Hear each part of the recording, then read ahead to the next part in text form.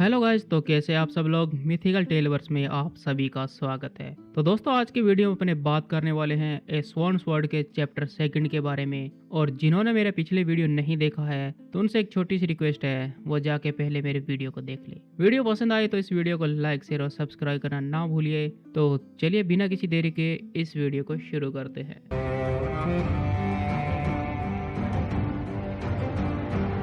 Stand fast केवल नाम मात्र का ही किला था। हालांकि वह एक पथरीली पहाड़ी के ऊपर शान से खड़ा हुआ था और मीलों दूर से दिखाई देता, पर असल में वह एक टावर हाउस से ज्यादा कुछ भी नहीं था। कुछ सदियों पहले इसके ढह जाने के कारण इसे फिर से बनाया गया था। इसलिए उत्तर और पश्चिम की दीवारें खिड़कियों की ऊपर से हल्के भूरे रंग की पत्थरों की दीवार थी, तो वहीं नीचे की दीवारें काले और पुराने पत्थरों की थी। मरम्मत के दौरान छत के किनारों पर बुर्ज बनाए गए थे और ये बुर्ज सिर्फ उन्हीं दीवारों पर बनाए गए थे जिनकी मरम्मत हुई थी। बाकी बचे हुए 2 किनारों पर पत्थर की प्राचीन डरावनी मूर्तियां बनी हुई थी, जो हवा और मौसम की मार से इतनी घिस गई थी कि यह कहना भी मुश्किल था कि असल में वो क्या चीज थी। चीड़ की लकड़ियों से बनी छत भले ही सीधी हो, लेकिन बुरी तरह से टेढ़ी मेढ़ी हो गई थी और उसमें से पानी टपकता रहता। पहाड़ी के निचले हिस्से से स्टैंड फास्ट किले तक एक टेढ़ा मेढ़ा रास्ता जाता था, जो इतना पतला और संकरा था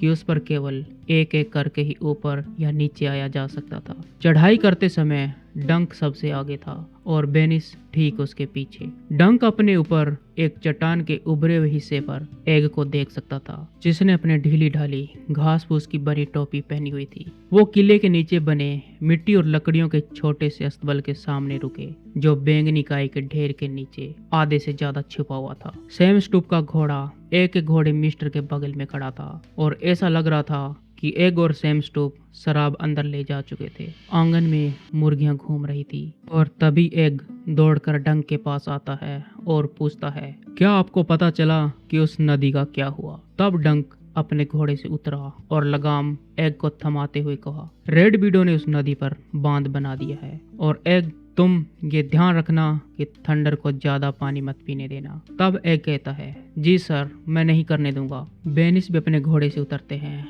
और कहते हैं, लड़के तुम मेरा घोड़ा भी ले जाओ। तब एग ने उन्हें अपमानजनक नजरों से देखा और कहा, मैं आपका स्क्वायर नहीं हूँ। डंक ने सोचा कि इसकी यह जवान किसी दिन मुझे मुसीबत में डाल देगी। उसने कहा, तुम इनका घोड़ा ले जाओ, वरना कान के नीचे एक जोरदार थप्पड़ पड़ेगा। तब एग ने उदास चेहरा बनाया, लेकिन वही किया जो उसे डंक ने कहा था। और जैसे ही एग ने घोड़े की लगाम पकड़ने के लिए अपना हाथ आगे बढ़ाया, तब सर बेनिस ने खंगार कर अपने मुंह से सौरलिफ का चमकते हुए लाल थूक और बलगम का एक गोला एग के पैरों की 2 उंगलियों के बीच में थूक दिया।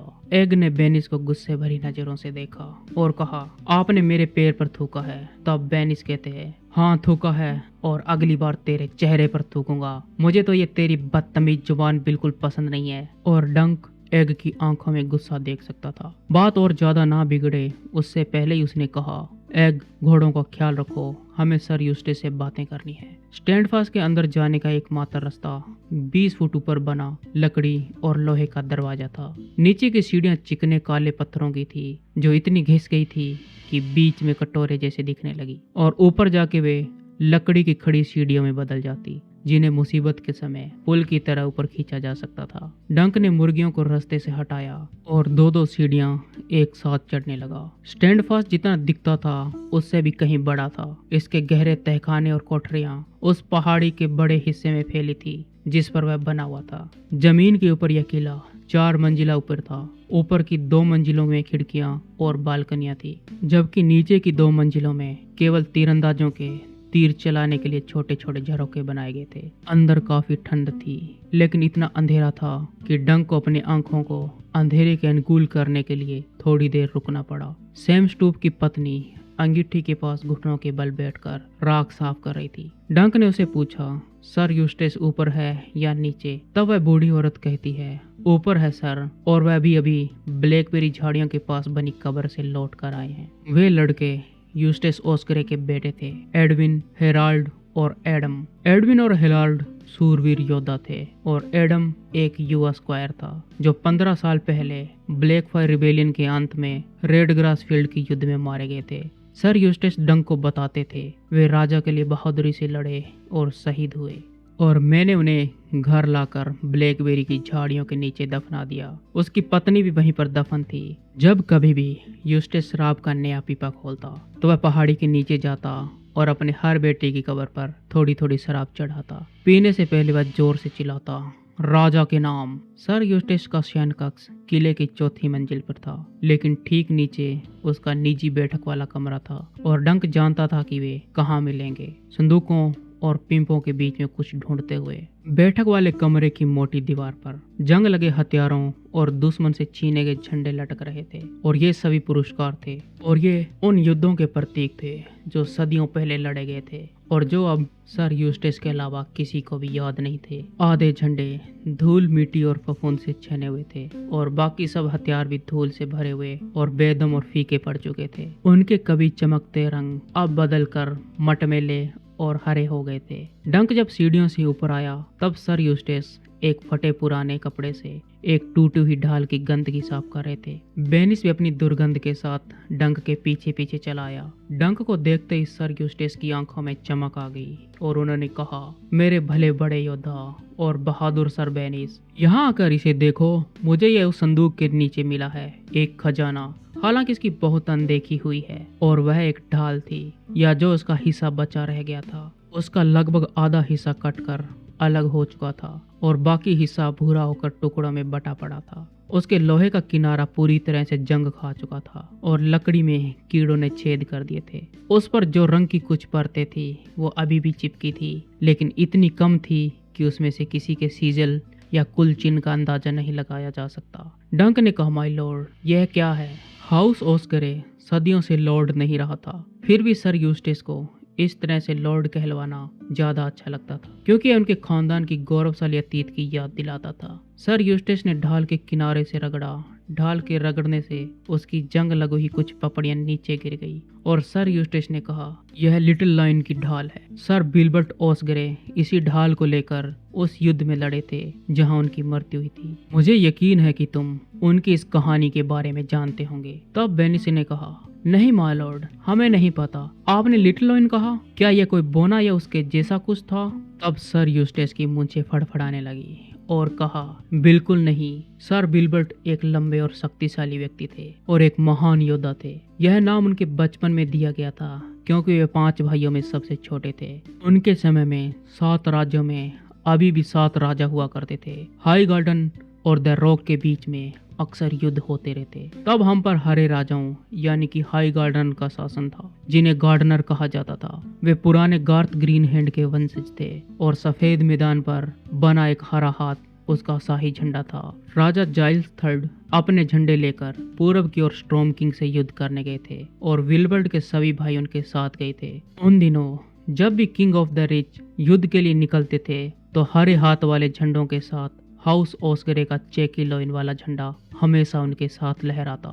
लेकिन हुआ यह कि जब राजा जाइल्स दूर थे तब किंग ऑफ द रॉक को रिच पर हमला करने का मौका मिल गया। इसलिए उसने वेस्टरमैन की एक विशाल सेना इकट्ठी की और हम पर हमला कर दिया। हाउस ओस्करे नॉर्थ मार्च के मार्शल थे, इसलिए उनका सामना करने की जिम्मेदारी अब लिटिल लॉइन पर आ गई थी। मुझे जहां तक याद है उस समय उनको लेनिस्टर के चौथे राजा लांसेल लीड कर रहे थे, या शायद 5वें। सर बिल्बर्ट ने राजा लांसेल का रास्ता रोका और उन्हें रुकने को कहा और उन्होंने कहा, आगे मत बढ़ो, तुम्हारी यहाँ पर कोई जरूरत नहीं है और मैं तुम्हें रीच की इस धरती पर कदम रखने से मना करता हूँ। लेकिन लेनिस्टर ने अपने सभी बैनरमैन को आगे बढ़ने का आदेश दे दिया।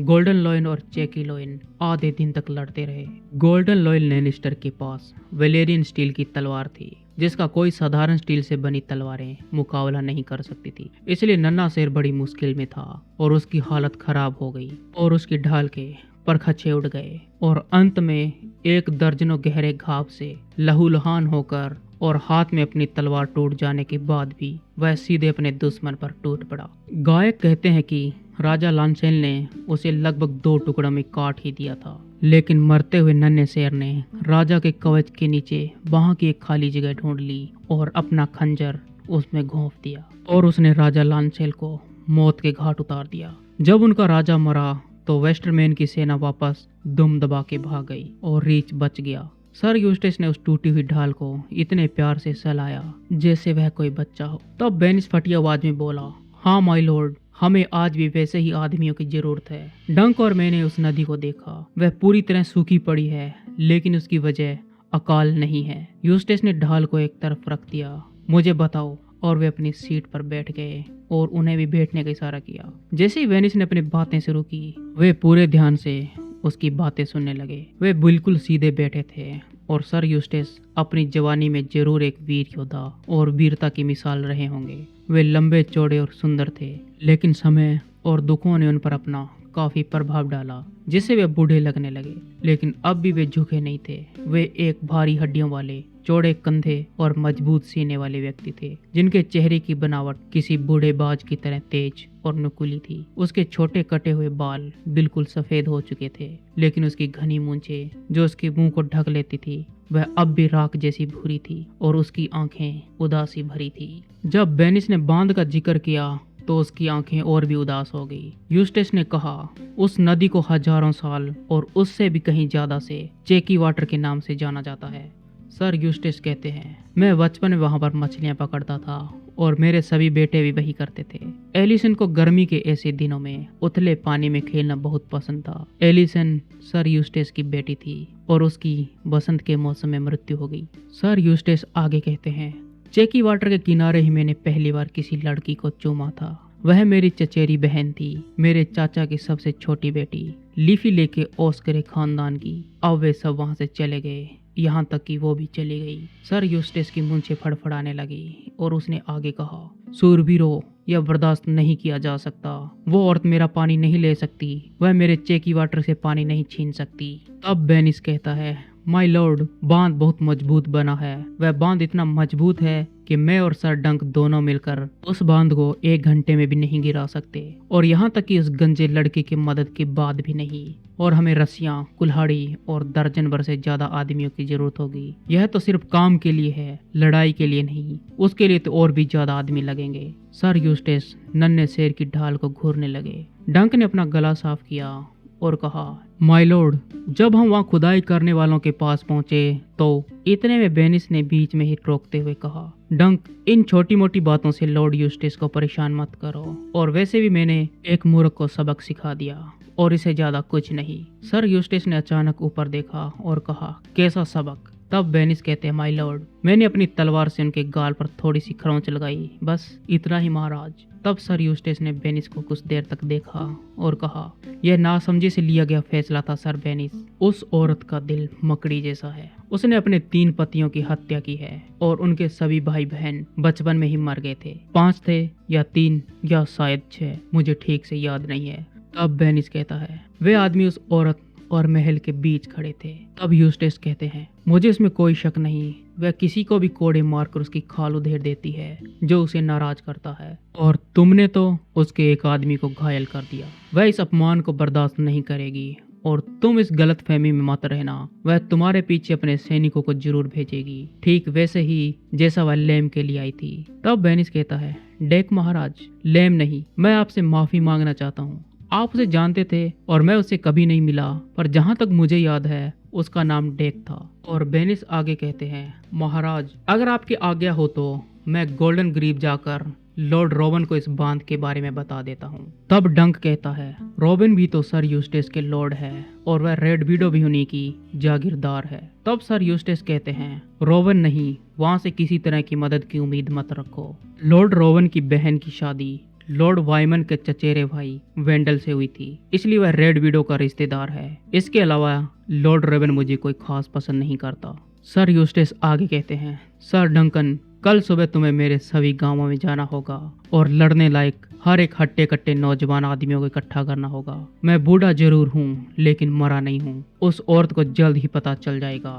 कि इस चेकी लाइन के पंजे अब भी कितने पैने और ताकतवर है। तब डंक ने उदासी से सोचा, बस 2 और उनमें से एक मैं ही हूँ। सर यूस्टेस की जमीन पर 3 छोटे गांव थे और जिनमें से हर एक गांव में बस कुछ झोंपड़ियाँ, भेड़ों बकरियों के बाड़े और सूरों के ठिकाने से ज्यादा कुछ नहीं था। सबसे बड़े गांव में एक छोटा सा मंदिर था जिसकी दीवारों पर कोयले से 7 गॉड के आधे अधूरे चित्र बनाए गए थे। मज नाम का एक बूढ़ा सुअर चराने वाला चरवा जो कभी ओल्ड टाउन गया था। वह हर 7वें दिन यहाँ पर प्रार्थना करता। साल में 2 बार असली पुजारी मदर के नाम पर पापों को क्षमा करने आता। आम लोग क्षमा पाकर खुश तो होते, लेकिन उन्हें सेप्टन का आना पसंद नहीं था, क्योंकि उन्हें उसके बदले में खाना खिलाना पड़ता। गांव वालों को डंक और एग को देखकर भी कोई खुशी नहीं हुई। डंक को लोग सर यूस्टेस के नए योद्धा के रूप में जानते थे, फिर भी किसी ने उसे पानी तक नहीं पूछा। ज्यादातर मर्द खेतों में थे, इसलिए झोंपड़ियों में सिर्फ औरत, बच्चे और कुछ कमजोर बूढ़े ही चुपके से बाहर निकल के आए। एग के हाथ में सर यूस्टेस के हाउस ओसगरे का झंडा था, जिस पर सुनहरे और हरे रंग का चेक वाला शेर बना था। डंक ने गांव वालों से कहा, हम स्टैंड फास्ट से सर यूस्टेस के कहने पर यहाँ आए हैं, और सर यूस्टेस का आदेश है कि 15 से 50 साल के हर हट्टे कट्टे और स्वस्थ मर्दों को कल सुबह स्टैंड फास्ट किले में मीनार के पास इकट्ठा होना है। तभी एक दुबली पतली औरत, जिसके स्कर्ट में 2 बच्चे छुपे थे और एक छोटे बच्चे को अपने सीने से लगाकर स्तनपान करा रही थी, और उस महिला ने पूछा, क्या युद्ध होने वाला है? क्या काला ड्रैगन फिर से लौट आया है? तब डंक ने जवाब दिया, इसमें कोई ड्रैगन नहीं है, न काला न लाल। यह शेर और मकड़ियों के बीच का मामला है। यह ओसगरे के शेर और वेबर की मकड़ी रेड विडो के बीच की लड़ाई है, और रेड विडो ने तुम्हारे पानी को रोक लिया है। और उस औरत ने सिर हिलाया। लेकिन जब एग ने अपने चेहरे पर हवा डालने के लिए अपनी टोपी उतारी, तो वह औरत एग को बहुत ही अजीब नजरों से देखने लगी और बोली, इस लड़के को तो बाल नहीं है और यह पूरी तरह से गंजा है। क्या यह बीमार है? तब एग कहता है, नहीं, मैं बीमार नहीं हूँ। मैंने सिर को मुंडवाया है और अपनी टोपी पहनी और अपने घोड़े को मोड़ा और धीरे से वहां से चला गया। डंक को एहसास हुआ कि एग आज उखड़ा उखड़ा सा और चिड़चिड़ा लग रहा है। जब भी वो निकले थे, तब से शायद ही किसी से इसने बात की होगी। और फिर डंक अपने घोड़े थंडर को एडी लगाता है और जल्द ही एग के घोड़े को पकड़ लेता है और उसके पास पहुंच जाता है। और जब वे अगले गांव की ओर बढ़ रहे थे, तब डंक ने उदास एग से पूछा, क्या तुम इसलिए नाराज हो? कल मैंने सर बेनिस के खिलाफ तुम्हारा साथ नहीं दिया। मुझे भी वह आदमी कुछ ज्यादा पसंद नहीं है, लेकिन वह एक नाइट है और तुम्हें उसे तमीज से बात करनी चाहिए। तब उदास एग कहता है, मैं तुम्हारा स्क्वायर हूँ, उसका नहीं। वह गंदा और बदतमीज आदमी है और उसने मुझे चूंटी काटा है। तब डंक कहता है, अगर उसे जरा भी अंदाजा होता कि तुम कौन हो, तो तुम्हें छूने से पहले ही डर के मारे उसका पेशाब निकल जाता और उसकी पैंट गीली हो जाती। और डंक आगे कहता है, वह मुझे भी चूंटी काटता था। एग की बातों से डंक की पुरानी यादें ताजा हो गई। सर बेनिस और सर आर्लेन उन योद्धाओं की टीम में शामिल थे, जिन्हें एक डोर्निस व्यापारी लेनिस्पोर्ट से प्रिंस पास तक सुरक्षित पहुंचाने के लिए काम पर रखा था। तब डंक की उम्र एग जितनी ही थी। हालांकि वह कद में लंबा था।